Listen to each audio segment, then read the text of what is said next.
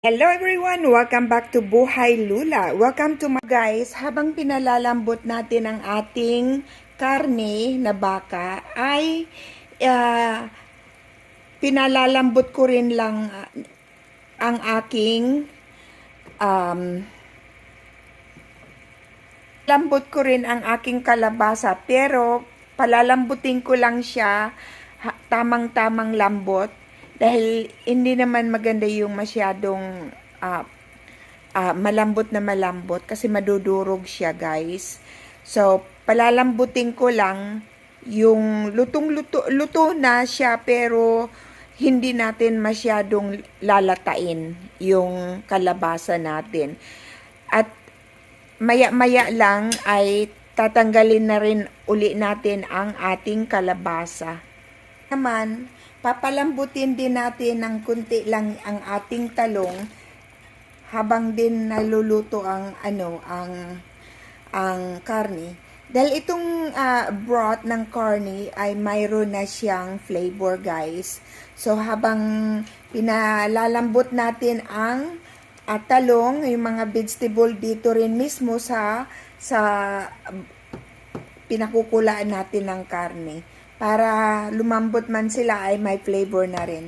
So yan, hayaan muna natin dyan ng mga 3 minutos. Tinanggal ko na ang aking baka curry. So malambot na yan. So ngayon ang gagawin na lang natin ay pagsasama-samahin na lang natin. Pinagpakuluan ko ng baka. Huwag niyong itatapon dahil yan ang sasabaw natin uli. Sinala ko siya kaya kailangan sasalain niyo para wala matanggal yung mga malalaking seasoning na ilinagay ko dyan habang pinakukuluan ko yung aking baka. Yan nga guys, init na ako ng mantika para pagsamasamahin na natin lahat. Pala guys, yan ang 2 tablespoon kong mayonnaise, 3 tablespoon na aking peanut butter. Hindi na siya. Unahin muna natin ang ating garlic.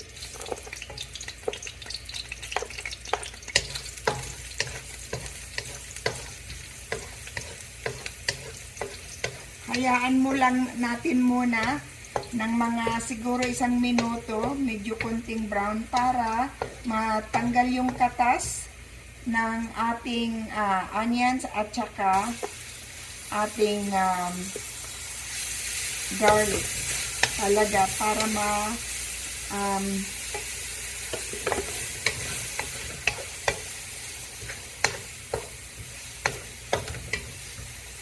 yan, bango guys. Kabango.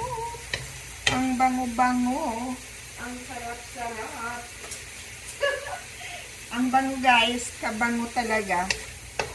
Super sarap, bango.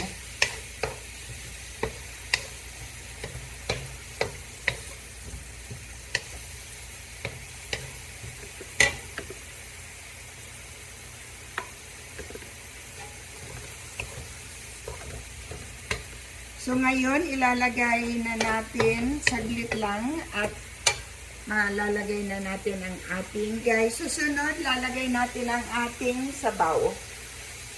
Beef broth. Ayan o. Huwag muna natin ubusin kasi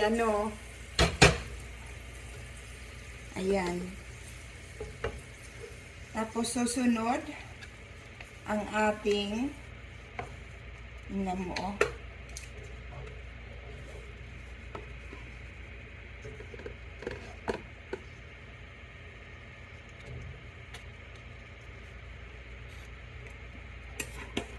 Ang tsara.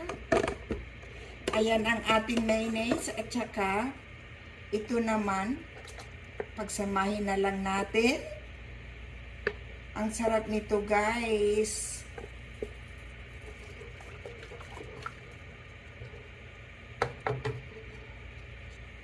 At yung lahat ng seasoning. Sarap. Pakukuluin lang natin ng sandali para matunaw yung mayonnaise at saka yung butter. Peanut butter. Nakalimutan ko ang aking bouillon. Magic sarap. Ayan.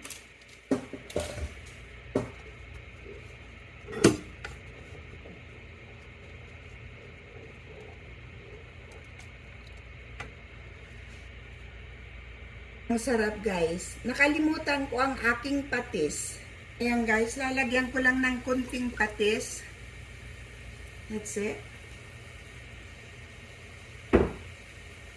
Ayan. Malapot-lapot na siya. Kaya titikman ko muna siya kung gusto ko talaga yung flavor na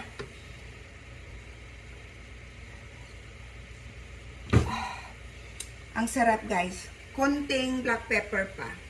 Ayan guys. Titikman ko ulit. Dinagdagan ko siya ng konting salt at saka konting black pepper.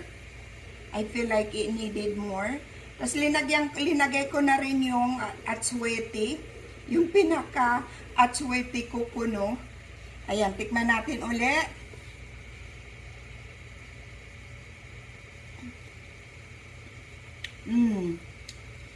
Siguro lalagyan ko pa siya ng butter.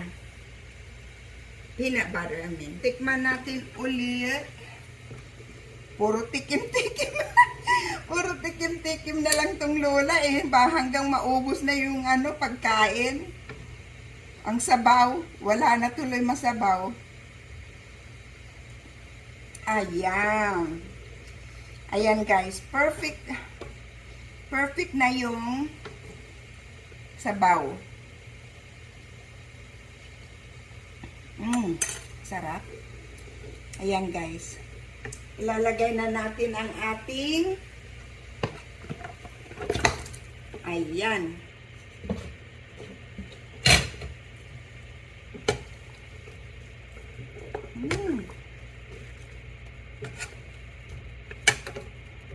Ayan guys, oh.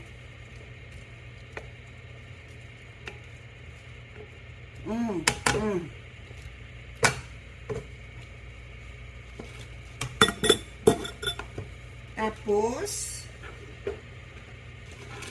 yung gulay natin. Yung kalabasa luto na guys, kaya hindi ko muna ilalagay dyan. Mga ilang minuto lang kasi lulutuin ko muna itong cabbage ko.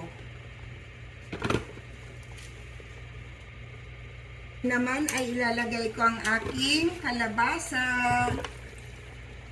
at talong.